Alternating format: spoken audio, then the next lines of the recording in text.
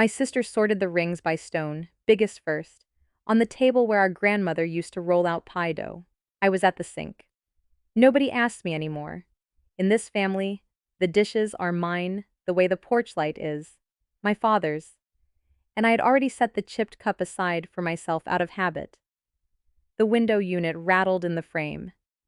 The house still smelled like lemon oil and closed rooms 20 days after the ambulance. The good cups had to be done by hand. My grandmother cried over a broken saucer once in 1998, and none of us ever forgot it. The condo makes sense for your sister, my mother said. She entertains. My father slid the deed out of its plastic sleeve and set it down like a man laying a card. Then something dragged across the wood behind me. My uncle had brought it in off the porch by the post, metal on oak, a long scrape, and the smell that came with it was rust and hot dust.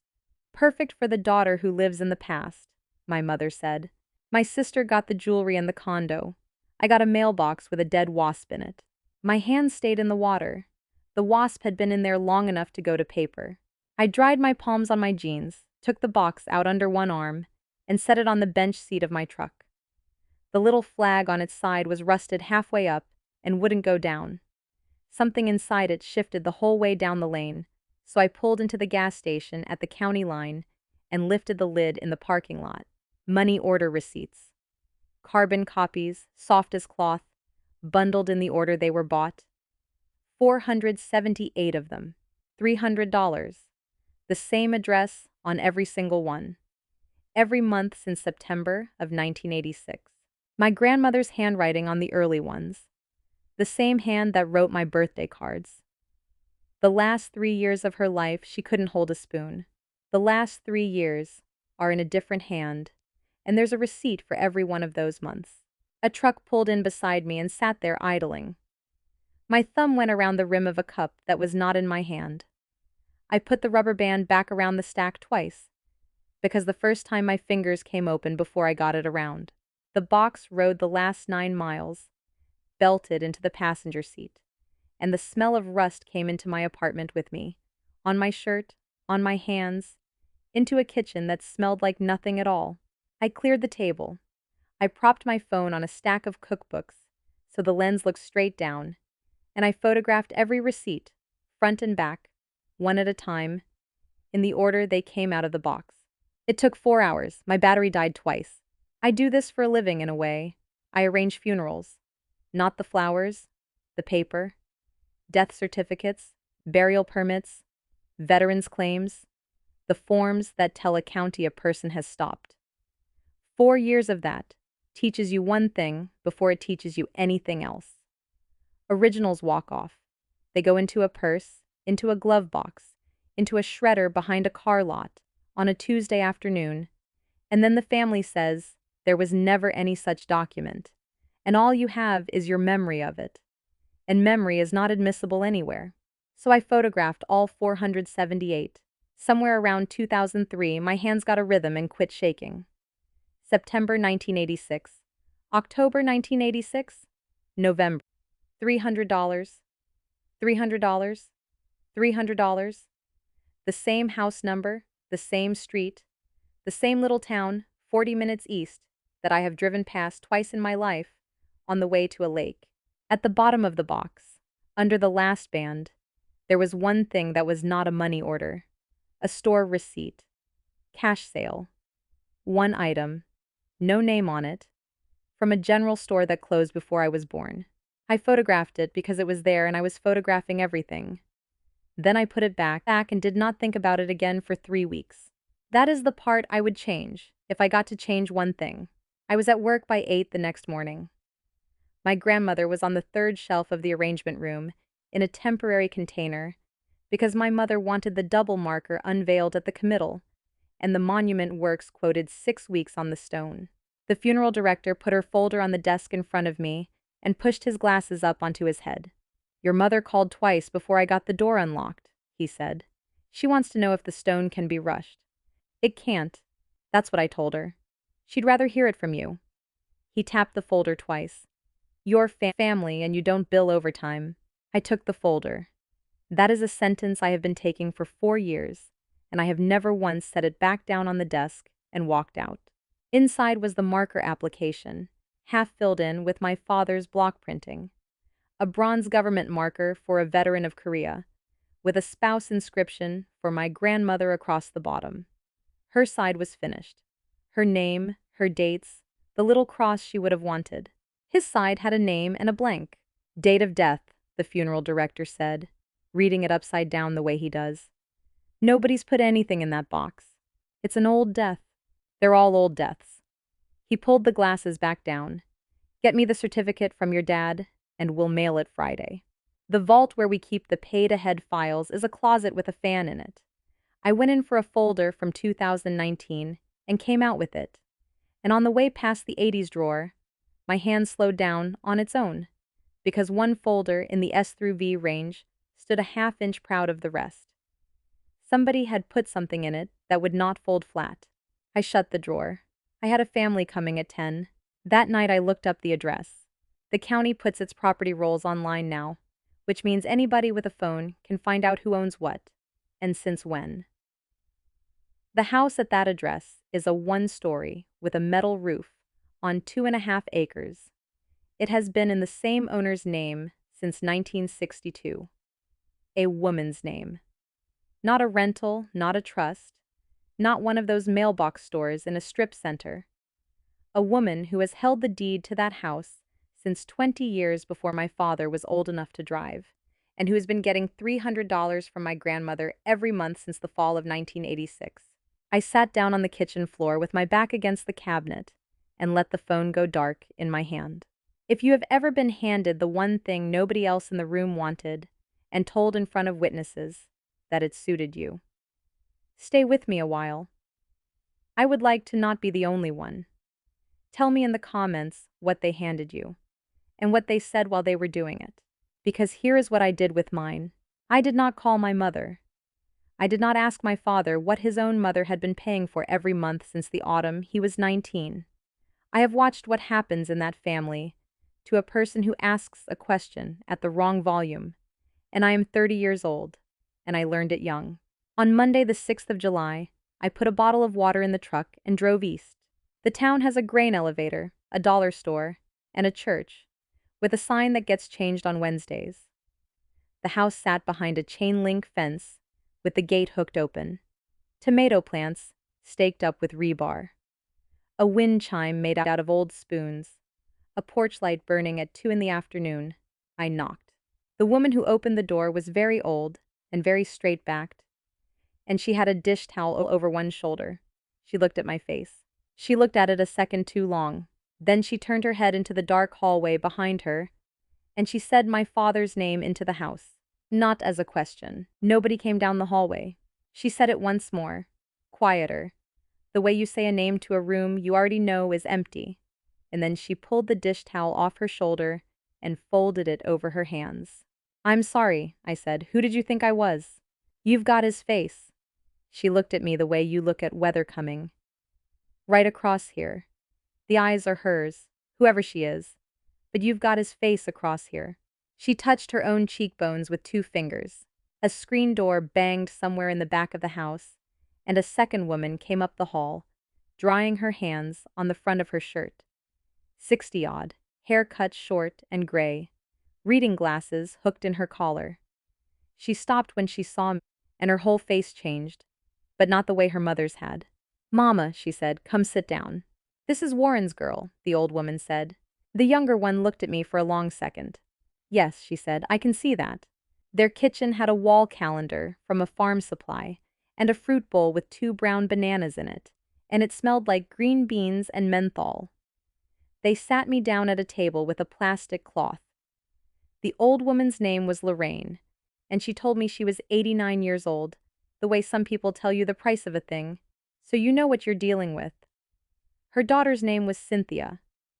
63. A school bus route in the mornings, home by 9. On the counter behind Cynthia's shoulder, there was a stack of mail 4 inches deep, rubber-banded, all of it face up. Every envelope said Warren Goddard. Under the fruit bowl, a corner of paper stuck out. That was not an envelope. Green ink on white. The kind of statement a machine prints in a warehouse and a truck carries to a mailbox.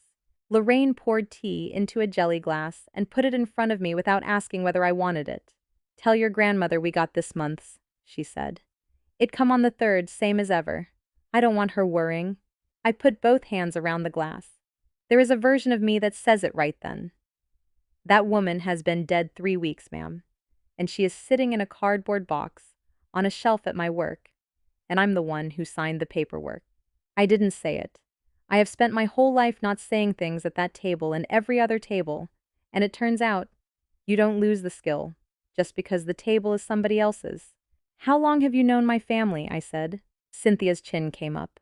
"Since before you were thought of," Lorraine said. That was the whole answer. Cynthia poured more tea nobody had asked for, and the spoon wind chime went off out front, and the two of them let the quiet sit there like a third woman at the table. So, I did what I came to do, which was nothing. I thanked them for the tea. I said I'd been out that way and had wanted to see the house, and both of them let that lie, stand up and walk around the kitchen without one word. I was backing the truck out of the gravel when Cynthia came down off the porch with her arm up. I rolled the window down. She put one hand on the door frame. Her knuckles were swollen, and there was a bus key on a lanyard around her wrist. "So he's finally dead then," she said. "Not a question either." I looked at her. "My father is 59 years old. On Mondays he opens the lot at 8, and that morning he had texted my sister a picture of a trade-in with a cracked windshield and the word, 'Thoughts.'" "Who?" I said. Cynthia took her hand off my truck. Whatever came over her face, she put it away before it finished arriving. "You drive careful," she said. "It gets dark early on this road." I made it 4 miles and pulled onto the shoulder by a culvert and sat with the engine running. A combine went by. My hands were at 10 and 2, and I could not have said how long they had been there. When I finally moved, I turned on the radio, and I turned it off again, and I drove the whole 40 minutes home in the noise the tires make. Wednesday, I had a widow at my desk at 9 in the morning, 74 years old, in a cardigan in July with her husband's wallet in her purse because she had not been able to take it out of her purse yet. 51 years married. He went in for a hip and did not come out of the second surgery. I did what I do. I got her water. I got the certified copies started, 6 of them, because it is always more than people think. 1 for the bank, 1 for the pension, 1 for the life policy, 1 for the vehicle titles, and 2 that sit in a drawer for the next 4 years and then turn out to matter. Then I turned the notepad around and drew her the same box I draw for everybody. "You've got his retirement," I said. "You were married more than 9 months, so at 60 you can draw on his record instead of your own, if his is bigger. It usually is, for women your age. You don't get both, you get the bigger one." I didn't know that. Most people don't. Somebody has to tell you. I wrote the number of the office down for her. And here's the part nobody says out loud. The government doesn't know he's gone until we tell them. Not the pension, not Social Security, not the VA. Somebody in a room like this one files a piece of paper, and that's the day he stops. Until then, as far as any of them are concerned, he's still out there. She dabbed under her eye with the heel of her hand and said that seemed like a strange way to run a country. And I said, "Yes, ma'am, it is." I have said that sentence at that desk maybe 200 times. At lunch, I walked the Ridgeway section with a plot map from the office. It's the older part. Up the rise, cedars along the drive, and the water tower off past the fence. Section H, row 4, spaces 11 and 12. Bought the 18th of September, 1986, cash. Space 11 was waiting for my grandmother. Space 12 had grass on it. Not new grass, not sod with the seams still showing. 40 years of grass, mowed every other week since Reagan, with a dandelion in the middle of it, and no marker of any kind. Not a flat one, not a temporary aluminum one from the funeral home. Not a jar of silk flowers, nothing. I stood on it in my work shoes with the plot map in my hand. Somebody paid for that space in cash in 1986 and ordered a stone for it and canceled the stone 11 days later, and then for 40 years, nobody put so much as a Christmas wreath on it. The county seat over there keeps marriage records in a basement room with a counter, a laminated sign about cell phones, and a clerk who has worked there since the courthouse had ashtrays. I asked for a search on the name. She was gone 11 minutes. She came back with a book the size of a car door and set it down open and turned it around to face me with one finger holding the line. And then she did what clerks do everywhere, which is read it out loud. Goddard Warren, 27 September, 1958, her finger slid right. And the bride, Lorraine. She said Lorraine's maiden name, and then her married name, and her married name was mine. 1958. My father was born in November of 1966. He was not anything in 1958. He was not a thought in anybody's head in 1958. And my grandmother, my father's mother, the woman I bathed and fed and read the obituaries to for 3 years, was married in a courthouse in the summer of 1966 in another state, which is a thing our family has said at reunions for as long as I can remember. In the tone of voice you use for a joke you all agreed was funny in 1974. Do you want a certified copy, hun? Yes, ma'am. $9. She stamped it, and the stamp had a good sound to it, and I stood at that counter with my thumb pressed on the raised part of the seal until the paper went warm. Then I asked her for a divorce search on the same 2 names. She took the request slip, and this time she was gone 20 minutes. Nothing in this county, she said. You'd want to check where they lived after. I checked where they lived after. I checked the county after that. 3 counties and a state index, and a librarian, who let me use a database for free, because I told her I did probate work, which is close enough to true that my ears didn't even go hot. There is no divorce. I want to be careful here, because I have listened to people tell stories like this at my desk for 4 years. And there is always a point where the teller starts arranging things to come out the way they came out. So, on the 8th of July, this is everything I had. A woman named Lorraine, who has owned a house since 1962 and gets $300 from my grandmother every month. A stack of mail in her kitchen with my family's name on it. A marriage in 1958 that nobody ever dissolved. And a question through a truck window that I could not make fit anywhere. Sunday dinner is 1 o'clock at my parents', and you do not have to be invited, and you do not get to decline.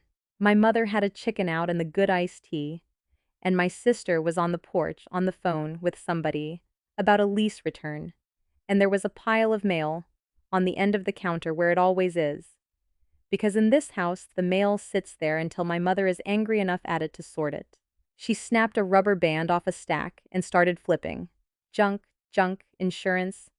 She held one up and shook it. Warren, this one's the old man's again. My father put out his hand without looking up from the sports page. 40 years, my mother said, to me, to the room, to the ceiling. 40 years of getting mail for 2 men with one name. You know they had him down as 90-something at the tire place? I had to stand there and argue with a child about it. They ought to charge you rent for the confusion, my father said. Everybody laughed. My sister laughed from the porch, without hearing what she was laughing at, which is a skill she has had since she was 9. I laughed too. It was easy. It has always been easy, that laugh. And I want you to hear that I did not sit up straight, and I did not go quiet, and I did not file one thing away, because that joke was as old as the kitchen, and it had never once meant anything. My father's brother was working on his second plate. When did Grandpa die? I said. I said it the way you say pass the beans. That is a skill in this family too, and I have it because I learned it from the people at that table. 85, my uncle said. It wasn't 85, my mother said. Junior was still in high school. It was his junior year, I remember, because of the ring. That's what I said. 85? His junior year was 83. One of my grandmother's cousins put her fork down. He didn't die here, she said. He went off. Your grandmother never did talk about it, and we never did ask her, and that was the way she wanted it. Went off where? Kentucky, my father said. He said it to the sports page. He went back to Kentucky, and that was that, my father said, and turned the page, and that was the end of it. And my uncle asked whether anybody was going to eat the last piece of white meat. Nobody in that room had ever been to a funeral for him. I have sat in 400 arrangement conferences. Families disagree about dates all the time. They disagree about the year, the month, whether it was before or after the flood. But somebody always remembers the funeral. Somebody remembers who sang, or that the preacher got the middle name wrong, or that it rained and they had to move it inside. At that table, there were 7 adults who had known my grandmother for 50 years, and not one of them had a funeral to remember. Then my mother put the mail down. "You drove east on Monday," she said. The chicken was on the table. She had a serving fork in her hand, and she was looking at the chicken. "I took the long way back from the Fletcher service," I said. The Fletcher service was Thursday. My father turned a page. "Your dad wants that box," my mother said. "The mailbox. It was your grandmother's.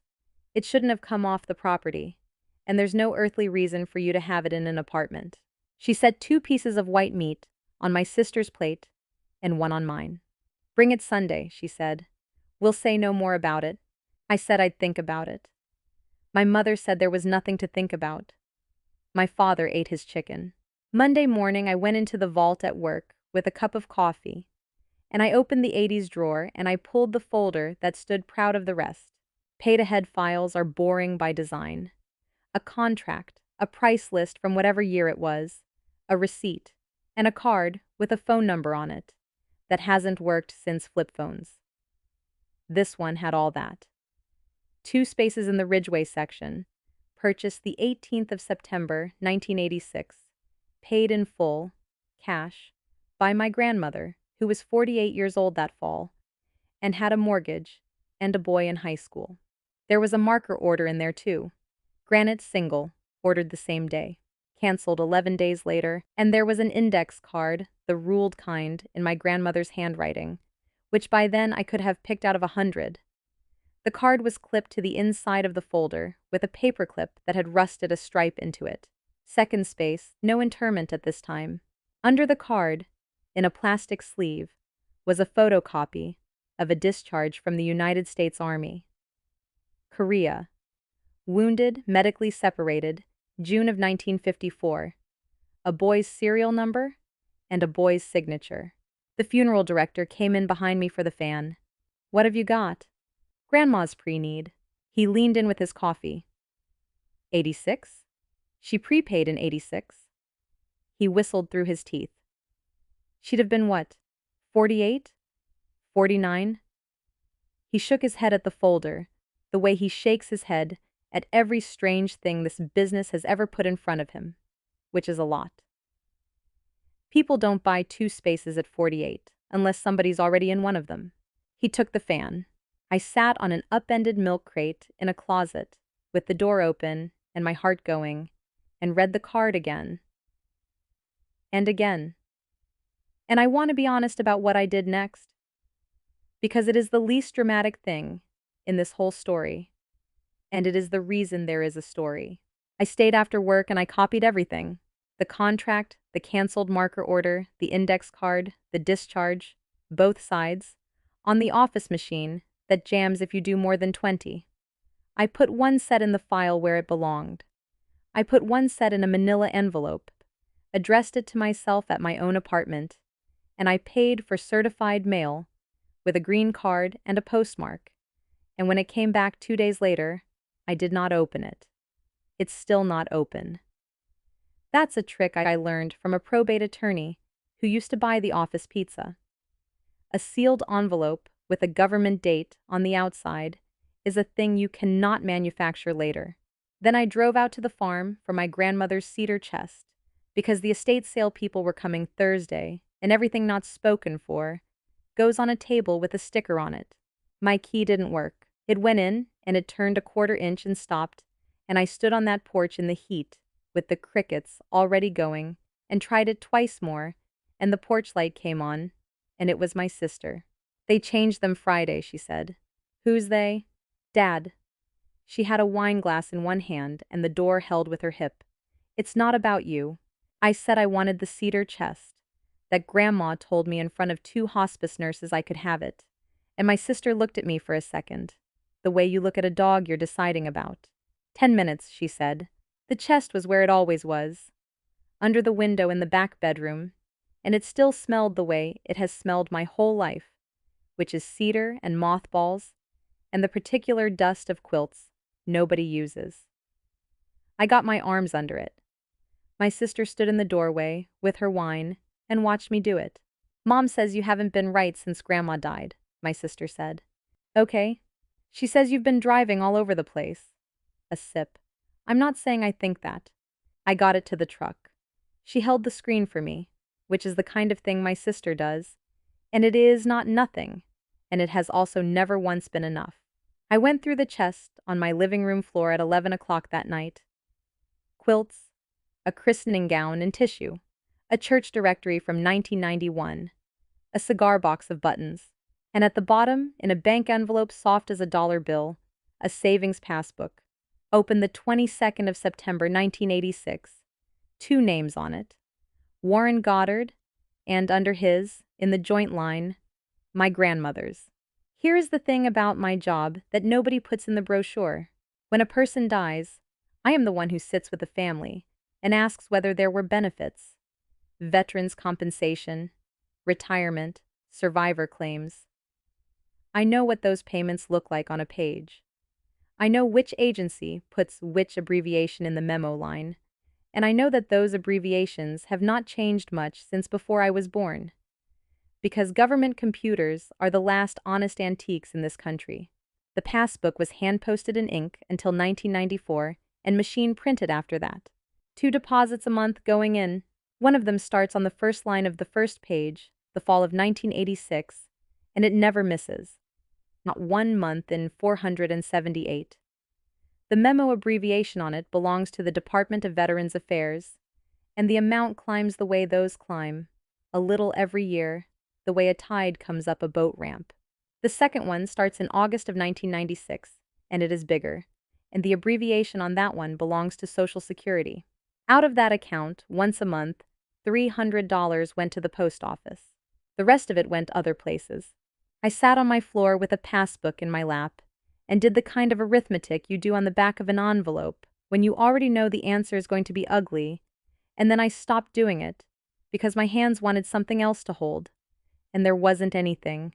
I did the numbers that night on a legal pad with the passbook open beside me. Not the total. I could not have looked at a total right then. I did it the small way, the way you would if you were checking somebody's work. I took 10 years at random and added the deposits by hand and divided, and then I took another 10 years and did it again, and the 2 answers were close enough that I knew the pad was not lying to me. My phone lit up on the table at 10:40. My sister. The estate people had questions about the chest I took, and did I have the receipt for the hospice bed, and Mom wanted to know if I was coming Sunday. Tell her I'm working, I said. You're not working Sunday. Tell her I'm working. She breathed at me. In the background there was a television and a man laughing. You know she's going to keep asking about that mailbox, she said. I know. So give it to her. A pause. It's a mailbox, Mila. I looked at the passbook. Hand-posted in ink until 1994. 2 deposits a month going in. 1 line every month going out to a post office in a town with a grain elevator. Okay, I said. I have thought about that a lot since. She had 1 foot in the door on both sides of it, my sister, and she has always chosen the room with the air conditioning. But that night, she called me at 10:40 at night to tell me to protect myself, in her own way, in the only language that family has, and I said okay, and lied to her, and I would do it again the same. I drove east on Friday the 17th with the passbook photographed and left at home. Cynthia opened the door this time. She didn't say hello. She stepped back and held it, which is its own kind of hello, and behind her Lorraine was in a recliner with a fan aimed at her ankles and the television on with no sound. You went and looked us up, Cynthia said. Yes, ma'am. Well, she pulled a chair out with her foot. Sit down before you fall down. Then she moved the fruit bowl, and she moved a teacup, and she put the paper down in front of me and set 2 fingers on it while she talked. And that is how a woman with a bus route explained to me a thing that 4 years of funeral paperwork had not. It was a benefit letter from Social Security dated the 1st of June. Name across the top, Warren Goddard. Date of birth. Printed by a machine that does not care. The 20th of August, 1934. The monthly retirement amount. The date the next deposit would go out. And the line where a man's Medicare premium comes out.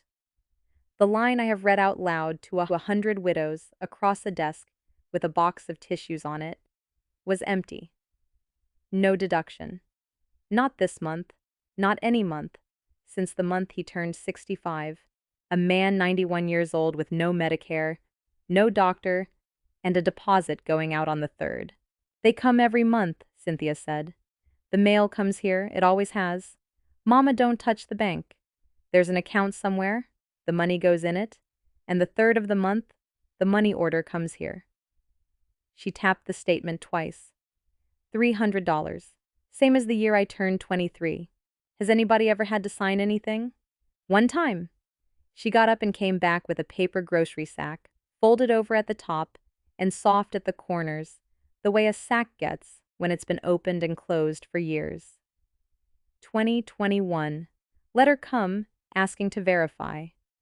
Your grandmother had it back in the mail in 2 days.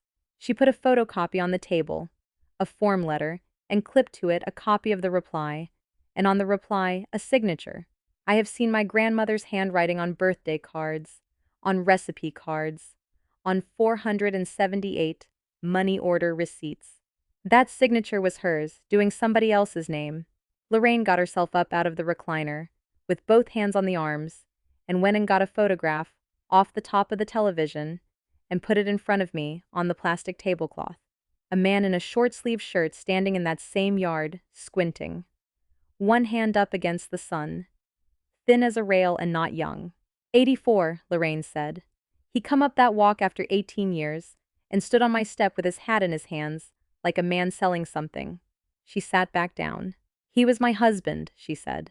There's them that would argue it. They can argue it. The fan turned.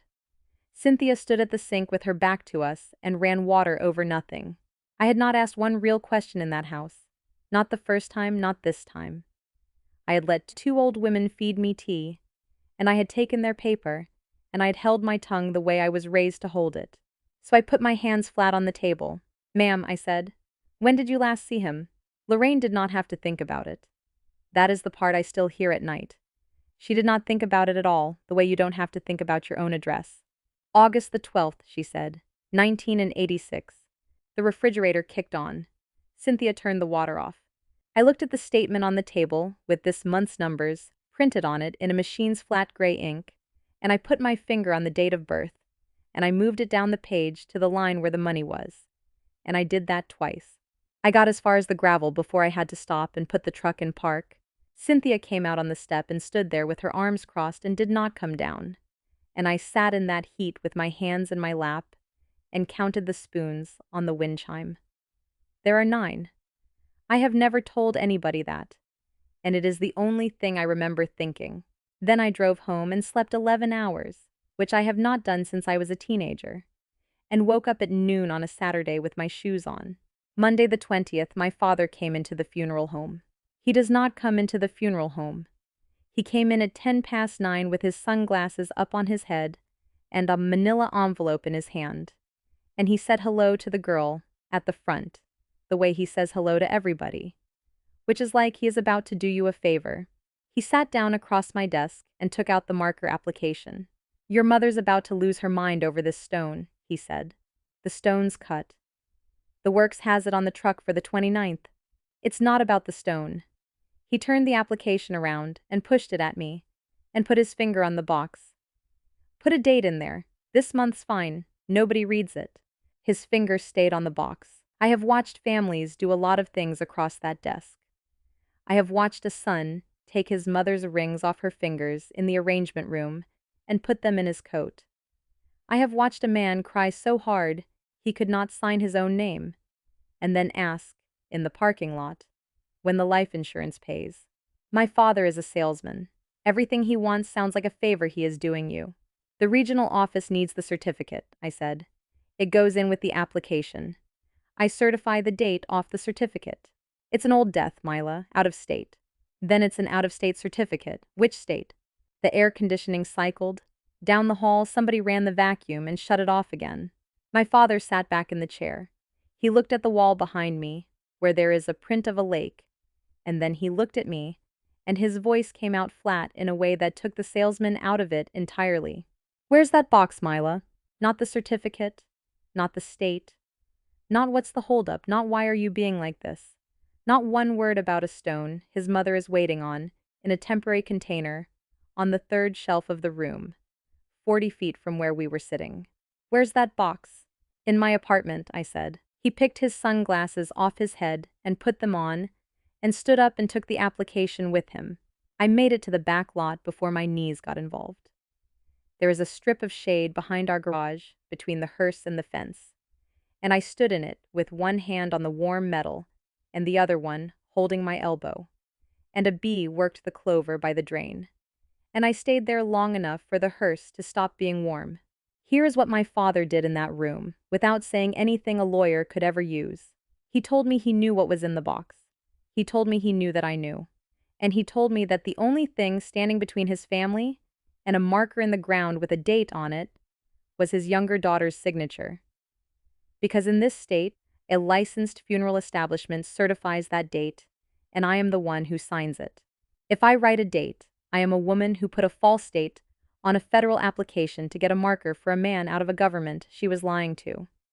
I lose my license. I lose the only room in the world where people do what I tell them. If I don't write it, they get someone who will. My mother has a church and a chamber of commerce and 40 years of casseroles delivered to the right houses, and there are 3 other funeral homes in this county. Either way, on the 30th of July, that stone goes in the ground. I want to say something to whoever's still here, because I think some of you have stood in a strip of shade behind a building at some point in your life and done this exact arithmetic. If you have a guess about what my father thought was in that box, say it out loud in the comments before I tell you. And if you'd rather be here when it comes apart than hear about it after, you know how to make sure you are. That's all I'll ask you for. The letter came Tuesday, not from my father, from a firm in the county seat with 2 names on the letterhead, addressed to me, referring to certain items of personal property distributed in error during the informal division of a decedent's estate, and demanding return of same within 3 days. An old galvanized mailbox in a lawyer's letter, on letterhead, with a date on it. I sat in my truck in the post office lot and laughed out loud, one syllable, the kind of noise that surprises you when it comes out. Then I read it again and put it in the envelope with the certified copies, because a thing like that is not an insult. A thing like that is a man paying money, on paper, to get back a box of receipts he says is worth nothing. Wednesday, my mother called my boss. I know, because he told me, which is the entire reason I still work there. He came and stood in my doorway with his hands in his pockets and said my mother was concerned that I was grieving and that a person in my condition ought not to be handling her own family's arrangements. And he said it in the voice of a man reading somebody else's homework out loud. "Is that what you think?" I said. "I think," he said, "that we've got an application sitting on my desk that can't go anywhere without a certificate, and I've got exactly one person in this building who has ever gotten a marker through that regional office without it coming back." He looked at the ceiling. "Twice in your case. 3 times. 3 times." He knocked twice on the doorframe. "Keep the file." The 3 days ran out Thursday at 5. I did not answer the letter. There is nothing to answer. A person cannot demand back a thing they handed you in front of 4 witnesses and a sink full of dishes. And I know that, not because I am clever, but because I called a legal aid line on my lunch hour, and a tired man told me so in 90 seconds. That same Wednesday afternoon, the firm called the funeral home, not me. The funeral home's main line, and the girl at the front put it through to my boss, and my boss listened for a while with his door open, which is how I know how it went. "No, sir," he said. "Any personal property questions would be between the family and the family." Then a long stretch of nothing.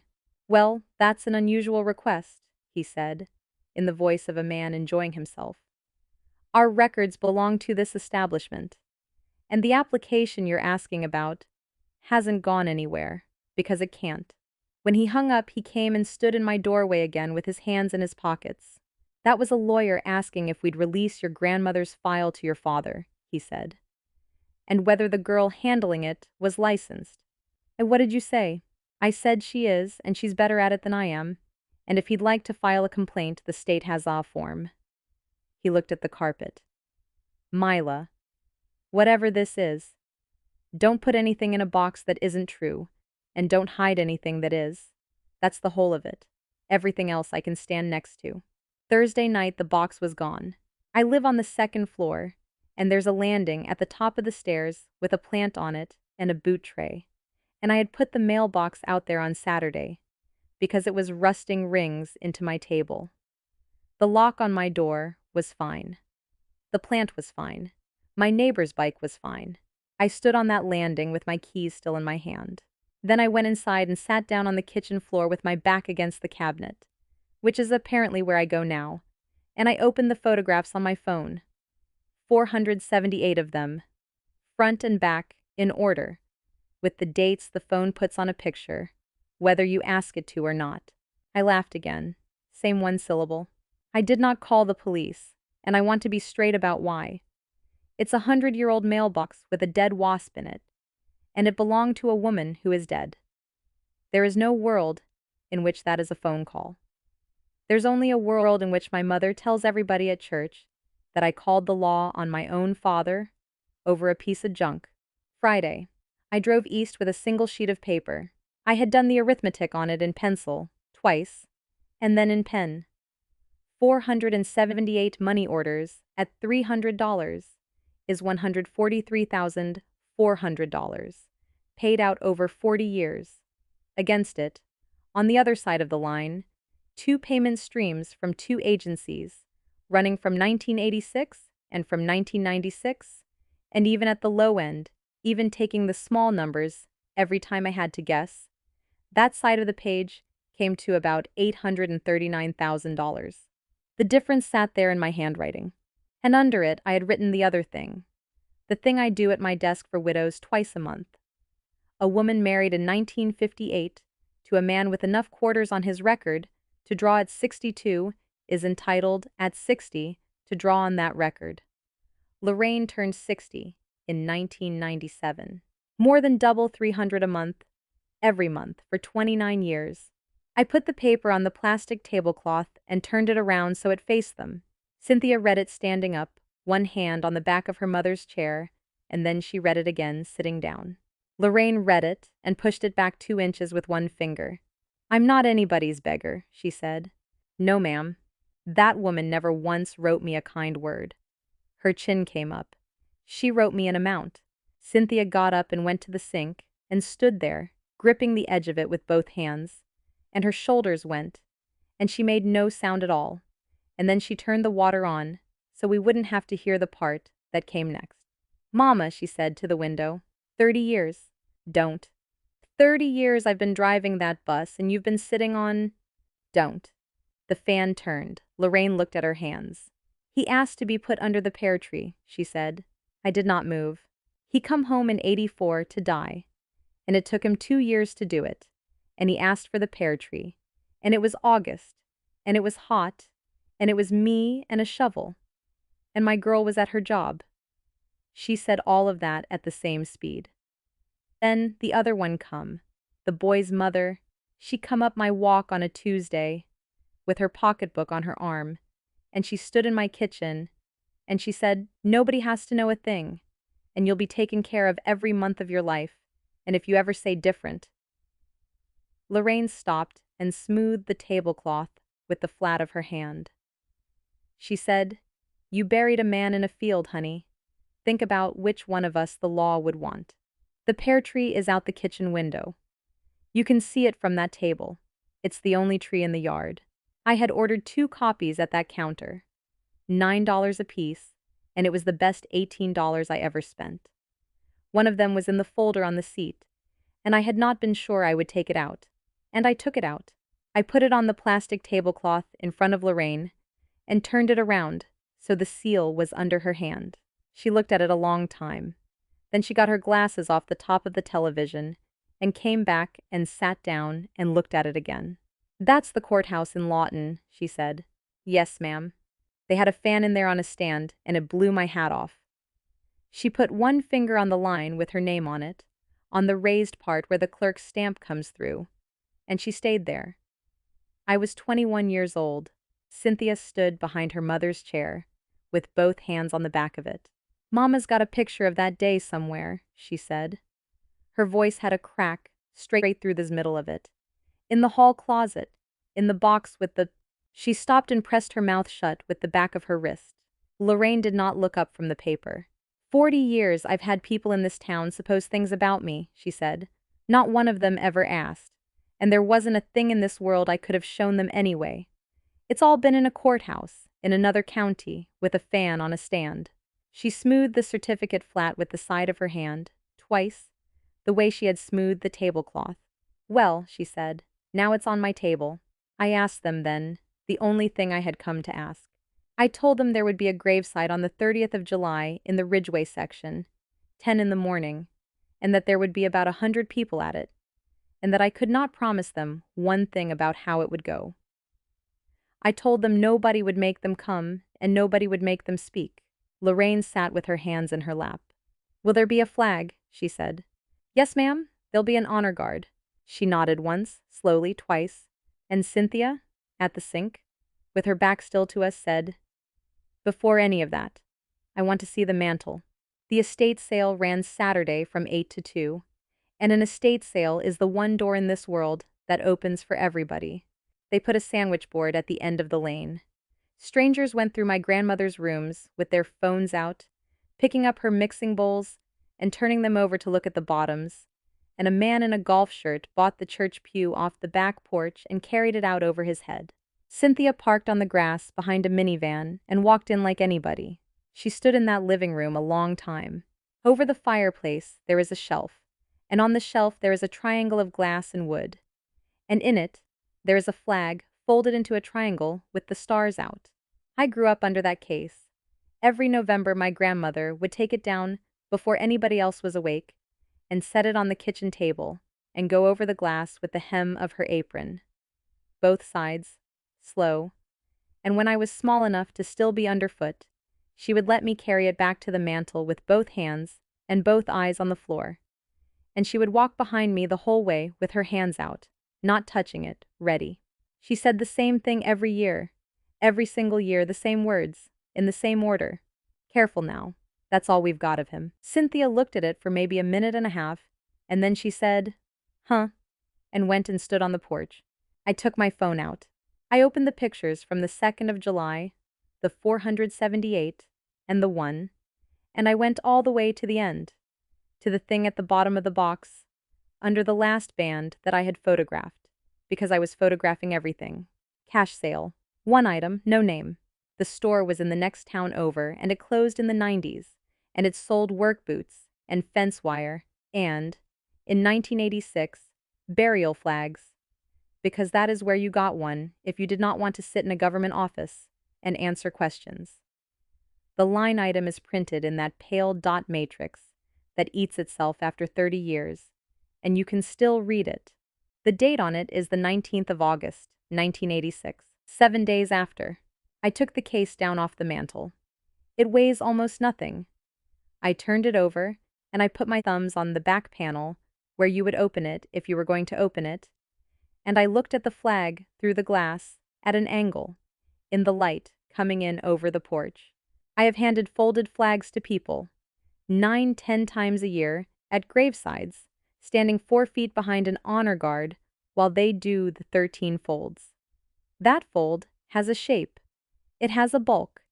It has a little bit of wrong in it, because it is done by hands over a casket in wind, and the last fold is always tucked hard and slightly crooked, and you can see the heel of somebody's palm in it, if you know to look. The flag in that case is folded flat and even. Both long edges match. The last tuck is machine square, and there are 2 creases in the field of stars that do not belong to the fold at all. They belong to a package. It has been folded that way since it left a shelf, and nobody's hands have ever been in it. "Careful now," I said out loud. to a room with strangers in it. That's not for sale. My sister was in the doorway with a roll of stickers in her hand. I know, I said. Put it back. She came halfway across the room and stopped. Mom said you'd do this. She said you'd wait for the sale and you'd walk out of here with something. I put it back on the mantel. I squared it up the way my grandmother squared it. Take a picture of it, I said. So there's a record I left it. My sister did not take a picture. She stood there with her stickers. And out on the porch, a woman was asking Cynthia, how much for the porch swing? And Cynthia was saying she didn't work here, honey, in a voice like she'd been asked that in every store in the county for 40 years. Cynthia and I sat in my truck in the grass, behind the minivan, for 20 minutes after that with the windows down and the sale going on around us. She had a coffee can of buttons on her lap that she had paid $2 for. I wanted to see what she kept him in, she said. The man in the golf shirt went by with the church pew over his head and his wife walking backward in front of him, telling him about the mailbox on his blind side. Mom'd say his name maybe once a year, Cynthia said.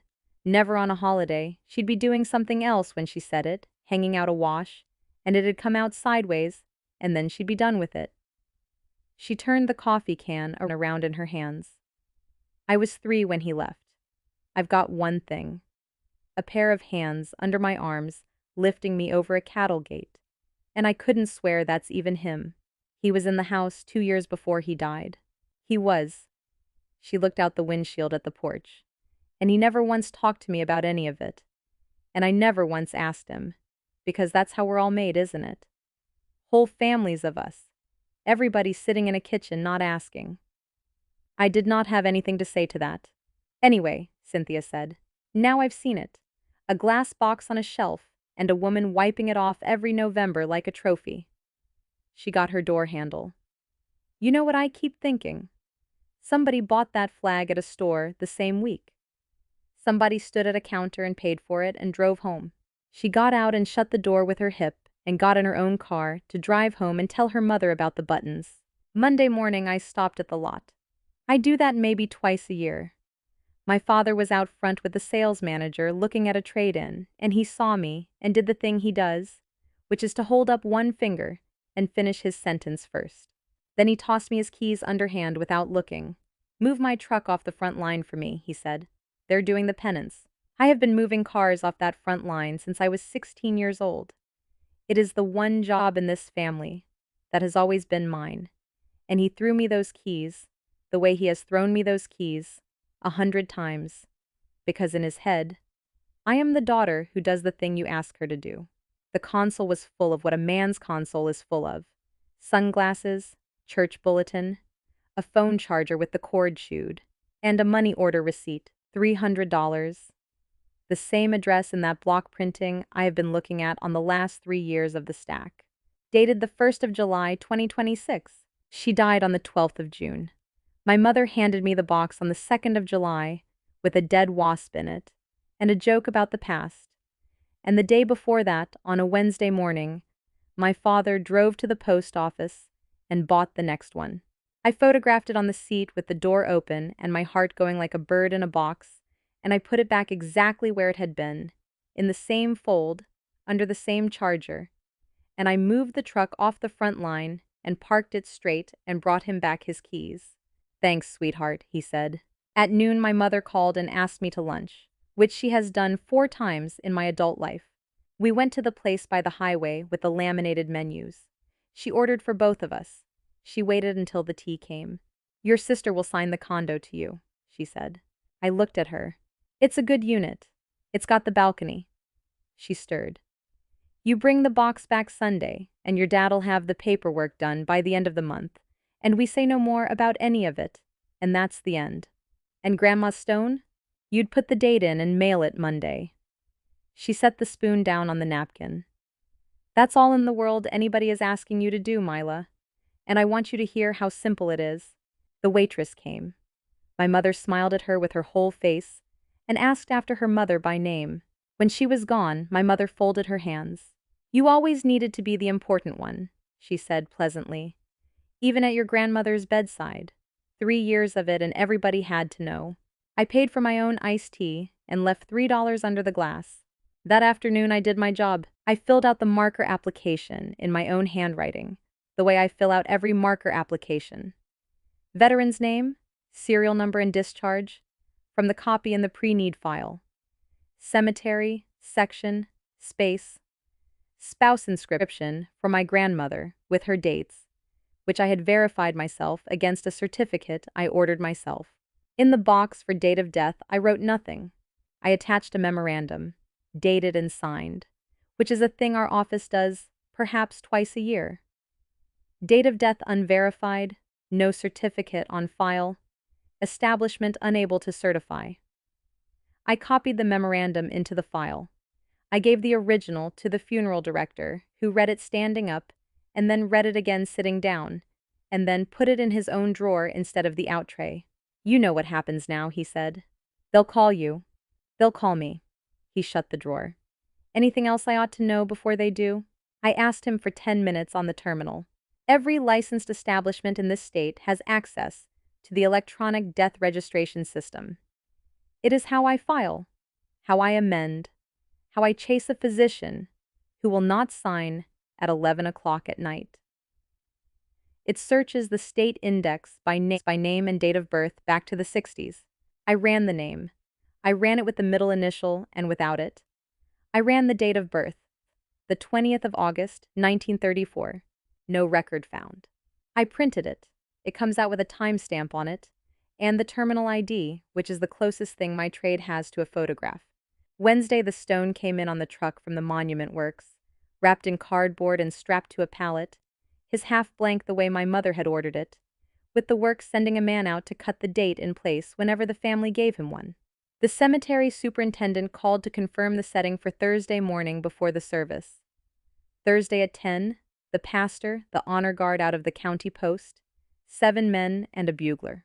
The post agreed to render honors at the dedication, because nobody had ever held a service for him, and the discharge in the pre-need file was all the eligibility they needed. The flag would come from the post, and it would go to my father, as next of kin. I called Lorraine's house that evening. Cynthia answered. 10 o'clock, I said. Come in the north gate off the highway and stay in the car. There's a fence line along the drive with cedars on it.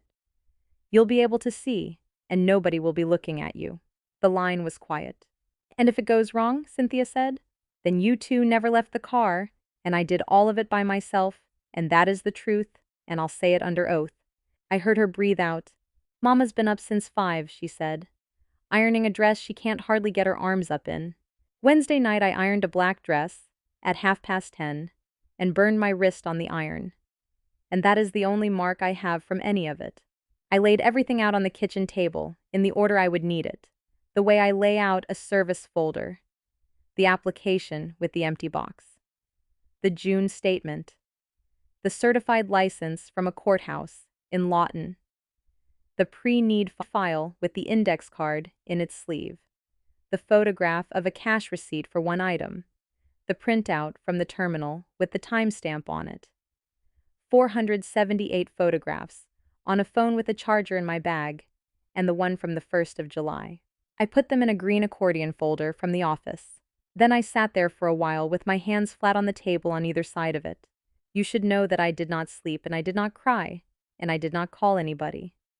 I made a pot of coffee at 4 in the morning and drank 2 cups of it, standing at the counter in a dress I did not want to sit down in yet. And at 5, I drove to the funeral home to load the urn table and the flower stands, because that is my job, and nobody else was going to do it. And I have never once in 4 years been late. My grandmother came out to the car in my hands. She was heavier than people think. They always are. I set her on the floorboard of the passenger side with a folded blanket under her, so she would not slide, and I put my hand flat on the top of the container for a second, the way you do, and then I shut the door. Thursday came up hot and white. The Ridgeway section sits on the rise at the back of the cemetery, where you can see the water tower. They had put out 4 rows of folding chairs and a green canopy, and the chairs sank a half-inch into the grass every time somebody sat down, and the men kept standing back up to pull them out again. Count who was there, because it matters. 7 men from the county post in blue trousers and white gloves, and a bugler off to the side, under the one cedar, at the head of the section, with his horn down along his leg. The pastor, the cemetery superintendent, and 2 of his men, in the pickup up by the drive with the sod and the frame. My boss, in his suit, and our driver. A woman from the county paper who covers everything from ribbon cuttings to the fair, with her phone and a spiral notebook. My mother's whole church row, my father's brother and his people, 2 of my grandmother's cousins, down from the northern part of the state, and one of them was already telling somebody about the drive. Men from the lot in golf shirts with the dealership's name stitched on. Neighbors, the girls my sister went to school with, about 110 people on a Thursday morning in July, and down along the drive at the far end of the cedar line, a gray sedan parked with its nose out toward the north gate, and 2 women sitting in it. On the little table by the urn, my mother had set out the triangle case from the mantel. She had brought it in a tote bag and set it up herself, and stepped back to look at it, and moved it 2 inches, and stepped back again. My uncle came through the chairs, shaking hands, and got to my father and said, "Junior," and clapped him on the shoulder, and my father said something back that made both of them laugh, and my mother turned around and shushed them like boys in a pew. The marker lay flat on its frame beside the open space with a green cloth over it. The pastor read the 23rd Psalm. He is a good man, and he does not rush it. Then my father stood up with a folded piece of paper he did not look at. He talked about his mother for a while, and it was fine, and some of it was even true. Then he turned toward the frame with the cloth on it. "And she's going in beside my father," he said, "who served this country in Korea and came home with a piece of it still in his leg. It took us long enough to get his name on a stone. That one's on me." The church row made the sound a church row makes. 2 of the honor guard walked the cloth off the marker and folded it between them, and the granite came up out of the grass in the sun so bright that people put their hands over their eyes. 2 names on it, hers, finished, with her dates, his, with a birth date and a dash and nothing after it. The cutter had chalked a light line where the date would go, to be finished in place when somebody gave him one, and it looked like exactly what it was, which is a blank. The pastor said, "The family has asked if anyone would like to speak." I stood up. I had it all in a green accordion folder from the office, the kind we send families home with, and I had rehearsed nothing, because I do not rehearse. I do this at a desk twice a week. You put the paper down in front of the person, and you go in order. "Most of you know I work for the funeral home," I said. "I did Grandma's paperwork. I want to read you one form." I took out the marker application. This is a government marker application. My mother bought that granite herself in June and paid for it. So this piece of paper was never about a stone. Veteran's name, service, cemetery, section, space, spouse inscription for Grandma across the bottom, which I filled in myself last Monday. I held it up so the front row could see it, and I put my finger where anybody standing could follow. This box here is date of death. It's blank. I left it blank, and I attached a memo saying our establishment can't certify it. My mother's face did not move at all. "On the 20th of July, my father sat across my desk," I said, "and asked me to put a date in that box. He said this month's fine. He said nobody reads it." The woman from the paper stopped writing, which is how you know somebody is listening. "She hasn't been right since her grandmother passed," my mother said. She said it to the second row, in a caring voice, with her hand out toward me like you'd gentle a horse. 3 years she gave that woman, and it took something out of her, and I've been telling people—" "Sit down, Mila," my father said. Then my mother turned to my boss and made a small circle in the air with one finger, the way you tell a band to keep playing. "Let's get on with it," she said, and my boss, who had a memo in his own drawer and a jaw like a fence post, looked at the honor guard commander. And the commander looked at the family. And the family is my father. And my father nodded. So the honors began. That is the thing I want you to sit with, because I have gone back over it 100 times. Nobody hit anybody. Nobody screamed. My mother simply started the ceremony to end the sentence I was in the middle of, and every person in those chairs let her, because that is what 110 polite people do. The bugler stepped out from under his cedar, taps his 24 notes, and it takes about a minute. And there is no sound anywhere on this earth like the end of it, in an open field, because the last note does not stop, it thins out. 4 of the men took the flag up, 2 to a side, and pulled it taut. The last note was still going. Please don't fold that flag, I said. They stopped. Not because of me. They stopped because a hand went up and a voice came from the family's side, and they are volunteers who work off a funeral home's paperwork, and not one of them has ever had a reason in his life to keep folding when a hand goes up. 8 arms held that flag out level in the sun and stayed there. I opened the folder. This is his benefit letter from Social Security for last month, I said. June of this year. It came to a house 40 minutes east of here, where a woman has lived since 1962. I read the top line. Date of birth, the 20th of August, 1934.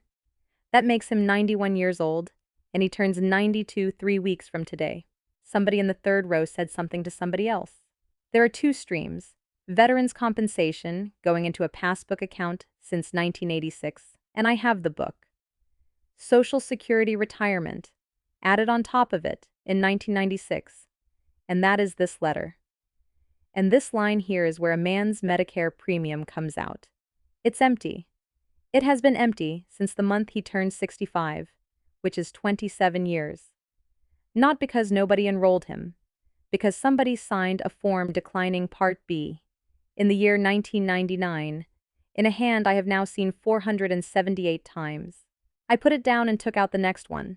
This is a certified copy of a marriage license from the county over. September 27th, 1958. Warren Goddard and a woman named Lorraine. I looked at the church row. There is no divorce. I checked 3 counties and the state index. There has never been a divorce. My mother's mouth opened and shut. This is Grandma's pre-need file from our vault. 18th of September, 1986. 2 spaces, right here in Ridgeway, paid cash. A marker ordered the same day and canceled 11 days later.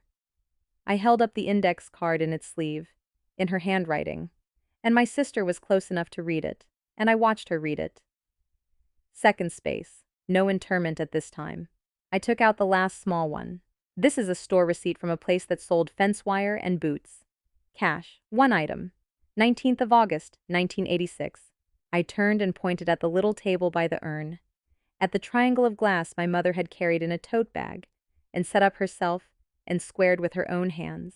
It's a burial flag, I said. That's the one in the case. That flag has been folded flat in a package since it came off a shelf. No honor guard has ever had its hands in it. My grandmother wiped that glass every November of my life, and told me it was all we had of him. The 8 arms out in the sun did not move.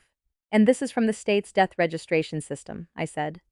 I ran it myself Monday on our terminal, by name, and by his date of birth. There is no death record for this man in this state. There never has been. I looked at my father. He died on the 12th of August, 1986, I said. 40 years next month. Down the drive, a car door shut. They came up along the cedar line and through the grass. An old woman in an ironed dress with her arm through her daughter's, taking the little rise at the pace. An 89-year-old woman takes a rise, which meant that every single person in those chairs had a long time to watch them come. They stopped at the end of the front row. Lorraine looked at the marker with the blank on it. Then she looked at my father, and I watched her look at his face and find in it whatever it was she had found in mine on her porch 3 weeks before. He asked to be put under the pear tree, she said. That was all she said. 110 people, and the loudest thing in that cemetery was the flag popping once in the wind at the far end where the men were still holding it. The bugler brought his horn down along his leg. That money belongs to this family, my mother said. She said it clearly. Her chin was up, and her eyes were dry, and she said it to the church row, to the men from the lot, to a woman from the county paper with a phone in her hand. And if you want to know how a thing that ran for 40 years ends, that is how. It does not end in a confession. It ends with somebody claiming what's theirs in front of witnesses. I turned to my father. "What's his date of death, Dad?" I said. "You had me write it." He stood there. He is a man who has never in 59 years been without the next sentence. He has talked a man into buying the same truck that man came in to complain about. He looked at the marker and at the paper in my hand, and at the two women at the end of the front row, and his mouth moved once with nothing behind it. He reached for the folder. He got the corner of it, and the whole accordion went sideways, and papers went into the grass, and 4 or 5 people bent to pick them up. And one of them was the woman from the county paper, and she read what she picked up before she handed it back. She handed it to me instead of to him. The honor guard commander walked over. He is somewhere near 70, and he has a voice like a man used to talking outdoors. And he addressed himself to my boss, because that is the chain he works in. "We don't render honors without a certificate," he said. "We'll stand down." They folded the flag lengthwise twice, the way you do to carry one. And one of the men put it over his forearm, and the 7 of them walked back down to the drive in step, because they don't know how to walk any other way. The superintendent had his men pull the green cloth back over the bronze. He did it himself, actually. He took one end and one of his men took the other, and they covered the marker in the grass. And he said, "Nothing goes in the ground today." To nobody in particular. My boss put his hand on the urn table and closed the file in his other hand. "The interment's postponed," he said. "The family will be contacted." The pastor stood there with his book in both hands, and after a while he said, "Let us go in peace," because there was nothing else in the book for what that was. People did not know how to leave. That is the part nobody warns you about. 110 people stood up off folding chairs that had sunk into the grass and then had nowhere to put themselves. The church row went down the rise in a clump, walking too fast. The men from the lot stood by the drive with their hands in their pockets, looking at the water tower like it had just been installed. My uncle got in his car and sat in it, with the engine off. The woman from the county paper came over to me with her notebook down at her side, which I appreciated. "Ma'am," she said, "just one, the blank on the stone. Do you know the date?" "The 12th of August, 1986. She wrote it down and read it back to me, and I said that was right. The superintendent's men took the canopy poles down, and one of them coiled the rope around his elbow the way you do. And the cedars did what cedars do in wind. And then everybody was gone, and the urn table was still standing there in the grass with my grandmother on it, and a triangle of glass beside her, that my mother had carried in a tote bag. Nobody came back for either one. So I carried them. I put the case under my arm and my grandmother against my chest, and I walked down that rise in shoes not made for it. And I set her on the floorboard on the folded blanket, and I put my hand flat on the top of the container for a second, the way you do. 30 years of being the one who carries the thing back to the car. The difference is that this time I was not doing it because nobody asked. I was doing it because there was nobody else on that hill who had the right. If you have ever had a family tell a room full of people who you are while you stood right there, you already know the part nobody tells you. It is not loud. There is no music. You just stop agreeing, out loud, in a normal voice, and everything they built on your agreement comes down. If that's a thing you've been carrying, put one word in the comments so I can see you're out there. That's it. That's all I want. In the parking lot, my mother had her hand on the door of my father's truck, and she was not opening it. My sister came across the gravel and stopped in front of me with her sunglasses in her hand. "The condo," she said. "In 2004, where did they get the money for the condo?" I told her the truth, which is that I did not know yet and that I would. It took 10 days to find. A cash purchase in 2004, $118,000, recorded at the courthouse under my grandmother's name, and one withdrawal for the same amount in 2004, out of an account a woman had opened in September of 1986, in the name of a man who by then had been under a pear tree for 18 years. I filed what I am licensed to file.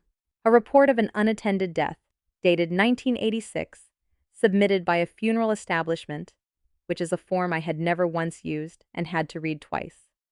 That put a medical examiner's office on a county road 40 minutes east, with a survey crew and a tent, and it was done quietly on a Tuesday, and Lorraine sat on her own porch through all of it, with Cynthia beside her, and did not have to answer a single question she had not already answered to me. The rest went where the rest goes. An office in the federal government that investigates exactly this, and a woman there with a flat, kind voice who asked me to please stop apologizing for the quality of the photographs. She asked for the sealed envelope unopened, and I sent it, and somebody in a federal office slit it with a knife. That is the only time in this whole story that a thing of mine got opened by somebody else, and I was glad. 478 receipts, and the one from the 1st of July. $143,400 paid out to a woman to answer a door.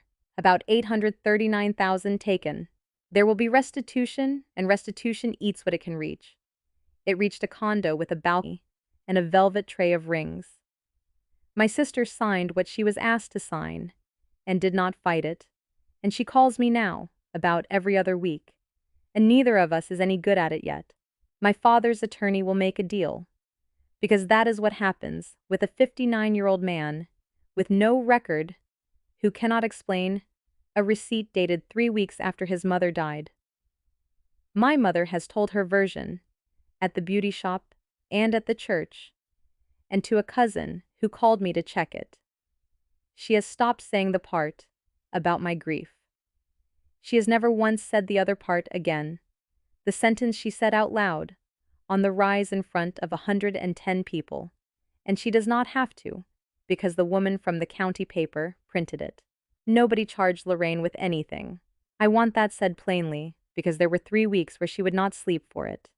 And Cynthia called me twice at midnight, and the second time I drove out there at 1 in the morning and sat at that plastic tablecloth until the sky went gray. She was 49 years old in August of 1986. She buried her husband in her own field because he asked her to, and because she had no idea on this earth what else to do. And 2 weeks later, a woman with a pocketbook on her arm stood in that kitchen and explained to her exactly how much trouble she was in and exactly how much she would be paid to stay in it.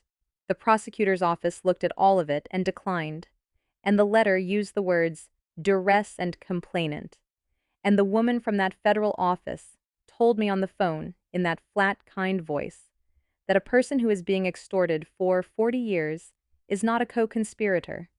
She is the longest-running victim in the file. Cynthia read that letter out loud to her mother twice. In October, we buried him properly. We put him in Space 12, because it had been bought and paid for and held for 40 years by the only person who ever meant to put him there. I arranged it. I'm good at it.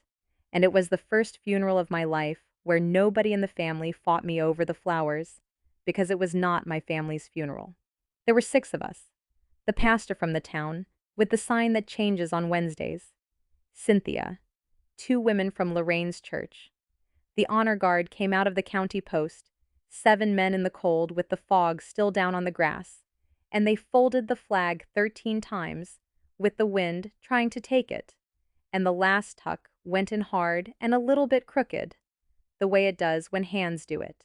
The commander knelt in front of an 89-year-old woman in a wheelchair, with a blanket over her knees, and put it in her hands, and said the words about a grateful nation, and she held it against the front of her coat, with both arms, the way you hold something you have carried a long way to get.